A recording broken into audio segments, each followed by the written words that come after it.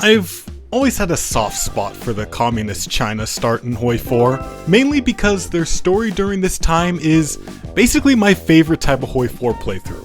Starting off as a nobody with barely anything to their name, then taking advantage of surrounding chaos to build yourself up to eventually challenge and destroy the people who overlooked you before.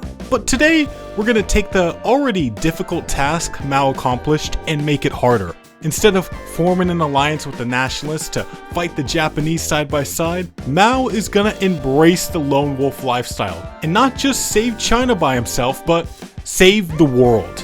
Also, I'm playing with a better AI mod enabled just to add that extra spice. Now, let's get into it. So basically, in this playthrough, instead of picking burning the paper tigers to form an alliance with China, we're going the unwilling diarchy path. This allows me to soon conquer my neighbors, but the timing for when to do this is tricky. Since I'm on historical AI, I have a year and a half until the Chinese United Front forms and Japan invades, but I can't just rush this focus ASAP because my army status is, well, more like a large gang than an actual army. There isn't much you can do for a while. It will take you 9 months just to get to the focus that will give you a second military factory. However, at the end of July, we got a big boost from a general named Zhang Suileng, giving us 1,000 guns and the Yunnan state with the idea that we're gonna get stronger to fight against the Japanese better. Well, we are gonna do that eventually, but that's further down the to-do list. After we complete Know the Enemy, expansion is on the agenda, and we're gonna do the eastward expedition focus to unlock a border conflict to take the state of Shaanxi. This part took me a few tries because of RNG, since before we do the border conflict, we need to do these raids on their border defenses with our army. You pick a division and send them off. It's a really great addition, by the way. I can't wait to see what mods will do with it. Anyways, the Xi'an incident happens, and of course, we say we ain't about this alliance. When the raid's finished, as you can see, they have a very big impact on them, so it's vital to get these off. I put my army on the exact spot where the border conflict is going to start and start building up planning, since that does help you in combat. While we prepare, our leadership changes to the unwilling diarchy, with a power struggle between Mao and Zhang Gutao. However, just like in real life, Mao is just straight up better than Zhang. Just keep smashing the question old traditions button for stability. Anyways, the border fight between my troops and Shaanxi went on for weeks despite the bonuses we stacked, but still ended in our victory. Despite the time it took, I'd still say it was worth it to get the entire state like that instead of declaring a full war. It saved us a bunch of equipment from having to walk through all those mountains, and now we're in a great position to finish off this warlord state. The next few weeks were spent cleaning up the remaining militia in these empty deserts. Once Shaanxi is annexed, we have doubled the size of our industry, and soon our army will reflect that. I wanted to go for Ningxia Ma next, but looking at the clock, I have ran out of time. As I got on the border, the Chinese United Front formed and included every other warlord except for me. However, despite Chang's protection, I can still do the westward expansion focus to do another border conflict and liberate the state of Guyana from them. Soon after that, Japan began their invasion of China. As they swept over the north as expected, I would begin setting up my defenses in the rough terrain around Shaanxi. We were pumping out a lot of militia to guard our land, but we had to be quick about it because now people are starting to wonder if we're frauds since we're not fighting the Japanese. I'm still gonna take my time because with Shaanxi's industry, we can actually bulk up some of our army from 10 with militia to 20 with militia. There is also an unprotected supply hub in Mengjiang I want to go for, so I get my men ready to snipe that as we declare on Japan. When the war starts, we do get the supply hub, but then the Japanese and collaborator troops start arriving, and well, it's not looking good here. We basically had to run from this whole state to across the river, while still maintaining the border with the common term, since I have a few focuses dependent on that. The Japanese pushed us back a bit in Shaanxi as well, but we still held good positions in the mountains. For a while after that, my front with the Japanese didn't have much going on, with the Japanese putting most of their attention on a nationalist. I was waiting to finally try out the new guerrilla warfare mechanics that Communist China has, which at first allows you to set up guerrilla cells in Japanese-occupied China, but I won't lie, they're kinda shit. They don't even increase resistance, which I thought would be the whole point in creating a rebellion here, to rebel? They do, however, allow you to do these new land raids to hit Japanese supply hubs. When successful, you fully damage the supply hub and steal some equipment from the Japanese.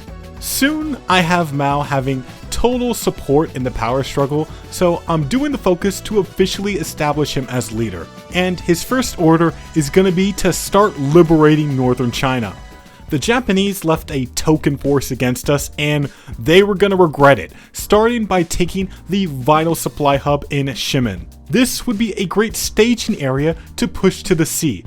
We just needed to bide our time and build our strength. Even our worst militia divisions were getting upgraded, and with enough numbers, we could overwhelm well-entrenched Japanese soldiers. Soon, we even got our first pocket against them. But this was just the warm-up. The real big offensive would be in Hebei. In September 1939, Mao began a major offensive eastwards to the Yellow Sea. The Japanese garrisons were caught completely off guard and swept aside by the Reds. By the end of the month, we had reached the sea, and I was hoping to swing north to liberate the valuable cities of Beijing and Tianjin. From there, we had so many opportunities to hurt the Japanese. The Shandong counteroffensive was stomped, and they lost the divisions they needed to hold the area against me and the nationalists. Meanwhile, other divisions moved west to once again take the fight to Inner Mongolia, this time with much more success since we had the numbers. While we were crushing the cut-off Japanese, I made my own faction. I only did this for the aura points since this doesn't really help me at all at this moment. I mean, the only country I can get in is Khotan Ma, who can't even reach the front line. But little did I know, I was setting up something great. In June 1940, I began my next major offensive with the goal of pushing into Manchuria and breaking the back of the Japanese army. One pincer would push along the Mongolian border, while the other would push along the coast. I feel like the Japanese had lost most of their good units at this point because they seemed especially bad at holding me back now. Eventually, the pincers would meet around Jahol, but some of the Japanese troops were fighting to escape. We had to extend our lines a lot, but eventually I did cut off the vast majority of troops. It's incredible what you can do here with some militia and support artillery. As I was eliminating the pockets of Japanese soldiers, the biggest one was so annoying to deal with because those units had infinite supply from Menjiang's capital. And then sometimes they would just run off to annoy me further. I felt like a parent trying to chase down their toddler in the mall. I couldn't really push more into Manchuria while dealing with this too. They forced me to pull divisions back because, surprisingly, random farmers with rifles aren't very good at attacking mountains. It wasn't all bad though, because them doing that did make it easier to liquidate the pocket and finally kill Menguko. The end of this war was in sight for me. The Japanese couldn't even hold the whole front line of Manchuria, so I easily walked around and destroyed the remnants of their Chinese army. As I cleaned up the remnants of Japan's colonial holdings, I was infiltrating Chinese states in preparation for an upcoming war for dominance of China. It's pretty easy to overwhelm the AI with these because you can stack so much political power gain as a communist, it's comical. 3 political power a day while I'm running a focus. The Japanese soon peace out, and I get control of all their Chinese land, but sadly not Korea, along with Shandong. I thought after that they'd be out of the picture for the rest of the game, but 3 months later, they declared on the Allies with less than 20 divisions to their name. I mean, surely the Allies will be able to handle them easily after being neutered by me, right? So after I did a bunch of infiltrations, I figured it was time for me to start uniting China. There are multiple ways of doing this, but the way I was going to try it was by doing the peaceful reunification focus, which it's just so funny that I can do this. It's clearly supposed to be for when we're both in the Chinese United Front together and I take over as leader, but it's because I formed my own faction and got another warlord to join me, I technically meet the requirements. And the best part about this, Chiang Kai-shek actually says yes. I'm sure they wanted to kill me so badly, but I made my own faction, so I win. Poor Chiang, you're gonna go take a hike, while I work on annexing the warlords. Unfortunately, all the ones that were in the Chinese United Front are still around, and there's no mechanism for me to annex them since they weren't in my faction. I still had my war goals on Ningxia Ma and the Northeastern Army, but that's all. I'd have to go for everyone else through manual justifications. A small price to pay for not doing this the intended way. While I'm not doing much, I thought, why not try to help my fellow communists fight the Germans? With the industry of most of China, we can actually put out a lot of good divisions to help them out. When I arrived, I was shocked at the state of the German army. Look at all these half-strength divisions. We honestly should have this wrapped up in a year, right? The first thing we do is go for the town of Daugavpils, because that's a good supply hub. Once it's activated, we can push west to Riga and cut off a bunch of Germans in the Baltics. There is a full army's worth of divisions stuck in this pocket, and I'm already seeing what my next move is gonna be. If I can reach those Soviet soldiers south of Minsk, we will completely destroy Army Group Center. Army Group North is in tatters after my Baltic offensive, so we are able to cross the river and run through Lithuania. However, this time, the Germans see what I'm trying to do and actively fight it with full strength divisions. Not exactly an ideal combat situation for my mountaineers. So I do the only strategy you can do to counter this. I wait for them to leave. Then I begin my next attack. As I'm making progress, the Germans just completely pull those tanks away from that part of the front instead of using them to counterattack me. Those were the only divisions they have that could fight me, so this offensive is pretty easy without them in the way. We close the pocket west of Minsk, and with that, we have trapped so many Germans in Belarus with no hope of rescue. I've been justifying on Guangxi and Guangdong clique while I was doing this, so my plan was to clean up this pocket, annex those warlords, send the mountaineers back to finish off Germany, and then we can call this a day for this campaign. But as you can see as you look at the runtime in this video, things aren't gonna go so simply. I left the Soviets in such a good place. The Germans lost at least 10 tank divisions in that pocket, along with dozens of infantry in the Belarus pocket. Hell, the Allies had a decent landing in the Netherlands. This axis was looking cooked. So I declared on the Guangdong clique, which, as a side note, finally unbricked my army tree by me being at war. This focus tree is kinda ass, man. Anyways, the cliques are pretty easy to handle. I got a nice foothold in Vietnam since China took it from Japan before they peaced out, and basically just pushed them from two directions until my troops met in their capital of Guangzhou. I was sitting on so many guns after all this, I just decided to start dumping them on the Soviets since they seemed to be doing so well, pushing into Poland. I then spent a bit over a month going after the Guangxi clique, and when I checked back in on the Soviets, the situation had changed a bit. Somehow, the Axis pulled off their own miracle on the Vistula and encircled almost 2 armies worth of divisions in Poland. Also, there's been a concerning amount of gains in Ukraine and the Baltics. If that's not bad enough, well, somehow the Allies have allowed Japan to rebuild their army and get control of all the East Indies and the Philippines, cause who needs rubber, right? Thanks to Allied and Soviet High Command eating rocks, this war is gonna be going on for a lot longer. I'm gonna need actual tank divisions, but since I don't have the tech, I'm gonna have to build the Soviet tanks. I think this might be the first time I've used license agreements in single player. The Soviets are clearly on the back foot now, but hopefully my next wave of volunteers can turn them around. I even have tanks to fight the German ones. However, as a big middle finger to me, Japan declares war on the remaining warlords while I'm getting my war goal on them, making them join the Allies.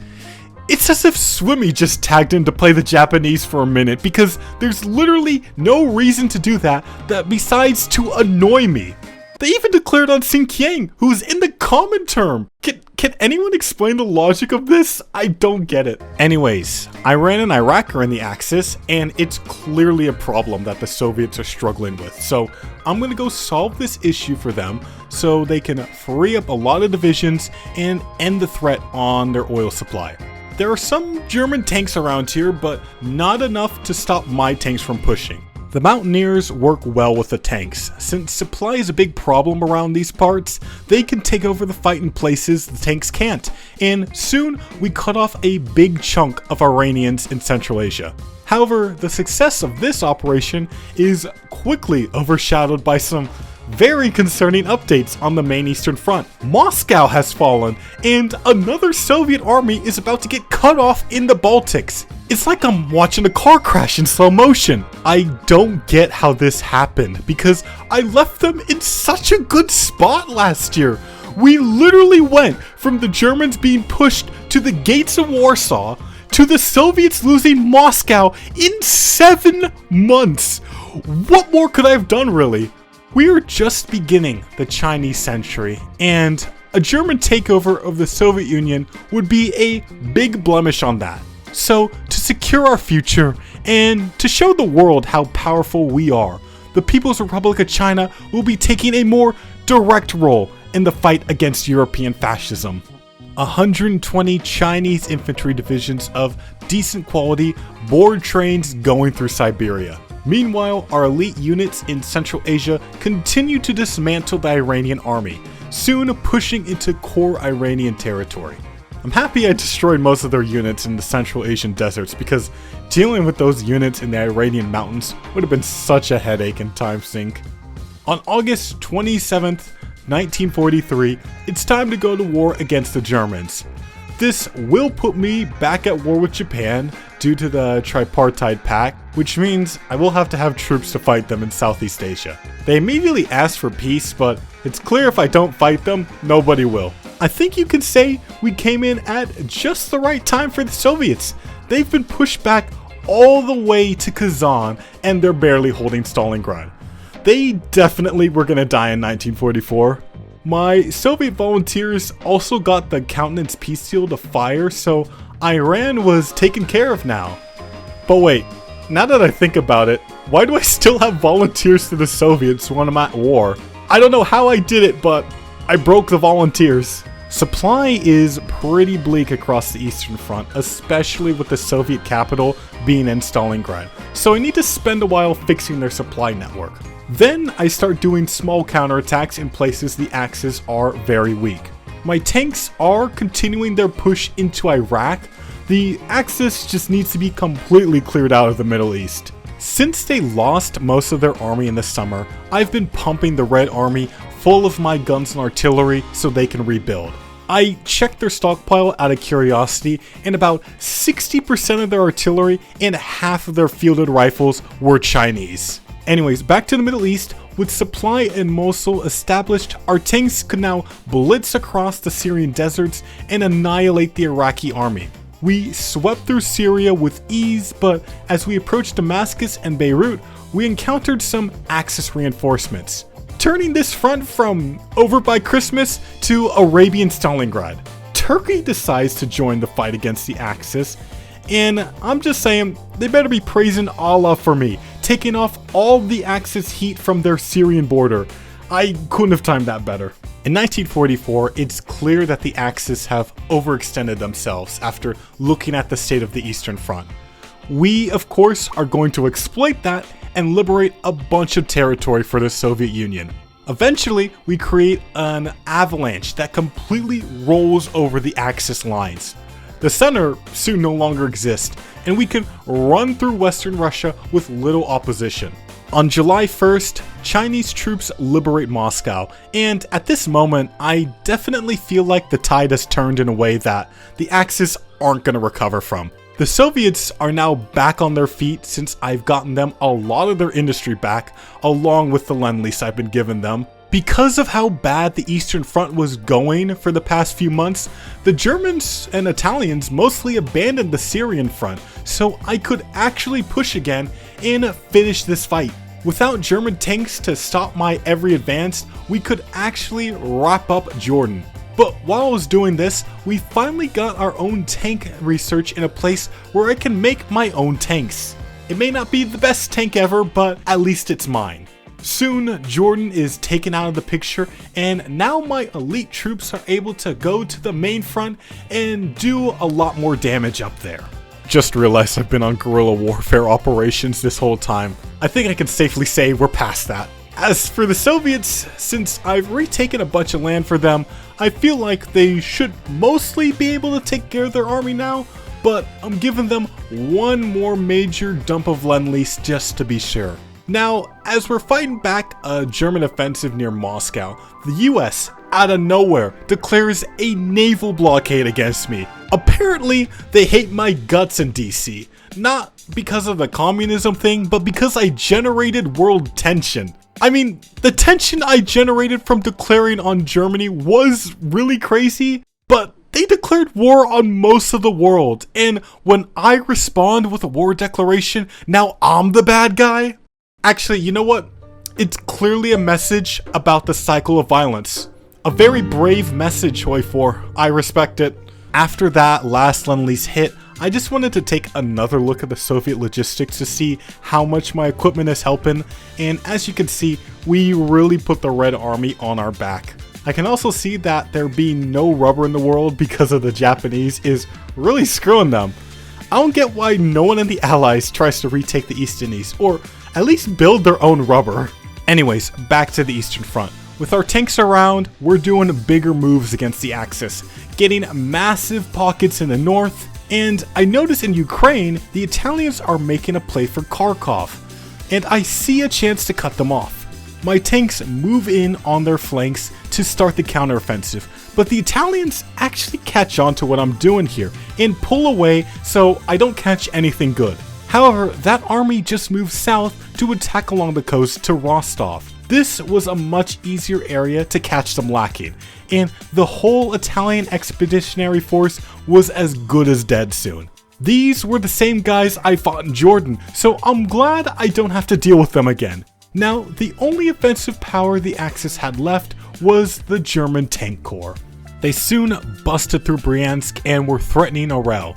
To stop this attack, I attempted a backhand blow with my infantry in the area. There was practically nobody guarding their back, so my infantry just walked forward and surrounded the army in Bryansk. When I pulled it off, I was surprised. This is most of their army. It couldn't be that easy, and that was correct. Vichy France led the breakthrough and cleared a path to Bryansk. I tried to reclose the pocket, even bringing up tanks from Ukraine, but they just couldn't get the job done. The AI even cut off my northern pincer. Then they started pulling tanks out of the area, and at that point this offensive could be called a bust. I want to take a moment and check out the casualties so far. Germany is definitely hurting with 0 manpower on service by requirement. I'd also taken a surprising amount of casualties, though it's kind of crazy that the German and Soviet casualties are pretty close actually. We've dealt a lot of damage on this front. The rest of the Axis is also hurting badly. All the Balkan miners are on all adult serve now, so we're getting close to the end at least. I'm trying to push for Kiev soon, and eventually we get the city. This puts me in a great position to do the classic Romanian Brap Trap, where we send all our tanks to the Black Sea and cut off the Axis troops in southern Ukraine. When we started, our attack was going great. We reached Nikolaev and the job was done, at least until the AI started responding to what we were doing. And my tanks weren't cutting it with the constant combat. They were run down and were struggling to stop all the Axis troops fleeing the area. It hurt a lot to see all these troops get away. I could see the war extending in real time with each division that escaped. What I caught in the end was a fraction of what was in the area. Another dud offensive. In the summer, I say we did a lot better though. The Axis tried to take back this area, but I shut it down. Eventually counterattacking, and while not getting what I could have gotten before, I still got a decent amount of kills. Meanwhile in the center, we were having a much better time. Belarus was being retaken, and many Axis divisions were falling to us in its defense. One thing I majorly trolled with during this campaign is not focusing on liberating the rubber supply from Japan. The Axis actually make some of their own rubber, but the Allies in common term don't, so I can barely build an air force or much of my own trucks and mech, and neither can they. However, when I finally got Saigon with its massive deposit of rubber, bruh, I felt like Rock Lee taking off the weights off his legs.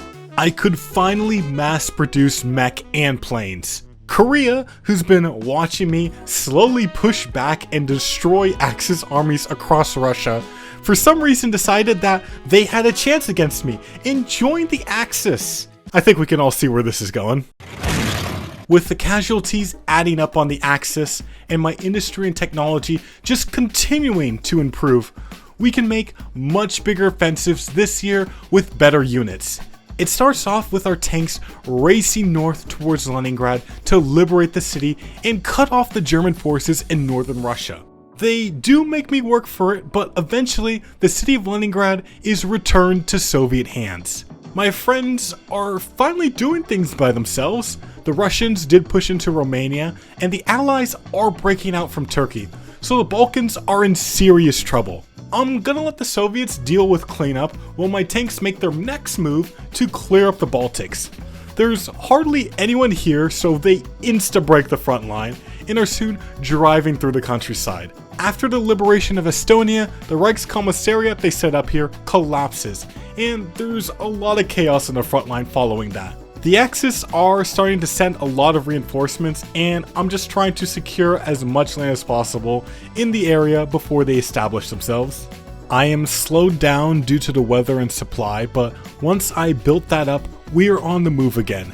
Germany is pretty much on its last legs when I finally arrive in their core territory. Looks like Hitler already took himself out. They've capped out on their economy of conquest modifier, so their industry is screwed. Also, the Balkans have completely fallen to the Allies. I guess they don't need to D-Day when they're pushing into Germany through Yugoslavia. My tanks race forward to claim the ultimate prize. They didn't have much around to defend here anymore, and soon the Chinese flag was raised over the German capital. Here's a final look at the casualties for this war before the Axis cap.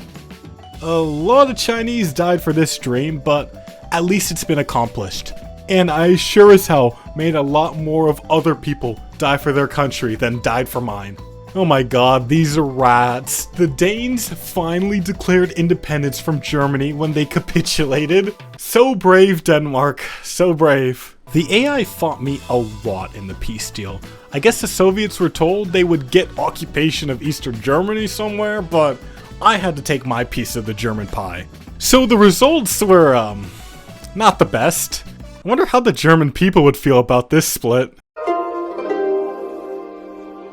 No, it's fine. I just didn't think it would be Chinese. Is all. Anyways, there's just one more loose end to tie up. I've been pretty neglectful of the southeastern front, probably to the world's detriment, but look, there's only so much I can do at once. We don't have a navy, so we're gonna have to go to Japan the old-fashioned way. With the rubber from Southeast Asia, I can mass produce the planes I needed to get superiority over Japan, and I'm very thankful to Korea for declaring war on me because they're a perfect staging ground for this. Well, not perfect. The Japanese actually built a V3, and they're hitting South Korea with it. It's not enough to slow me down though. I build enough airports so that me and the Allies can get air supremacy and start dropping on the mainland. Wow, they had nobody here, bruh. I should have done this years ago. I feel so dumb. As I'm walking through Japan, I swear I didn't see more than 10 divisions. In hindsight, after I stabilized the Soviet front, I should have just focused on killing off Japan. Them holding all the rubber was hurting everyone. I probably could have shaved off at least a year off the war. Anyways, it's done now. We have turned Japan from an enemy to our friend, and I'm certainly tired after putting the whole world on my back. I still had fun though. This was a really enjoyable campaign overall. I was a bit disappointed when I beat Japan initially, because I was expecting them to put up more of a fight with the better AI mod, but saving the Soviets from collapse was really cool. You gotta make your own fun with this country, cause this focus tree, man, it's pretty mid. The pacing with Paradox focus trees is always so off because they have such a hard-on for 70-day focuses. Hope y'all enjoyed this video though. If you did, make sure to leave a like so other people will have it recommended to them. Thank you to my wonderful alumni on Patreon, fighting on my front lines to save the world. If you want to go the extra mile to support me and see your name in these videos, consider pledging there. I got a lot of fun stuff coming up for y'all soon. Next up, you're gonna see Captain Gosling's last months of service in 1945, so make sure you're subscribed for that. That's all for now though. Hope to see y'all again. Bye bye.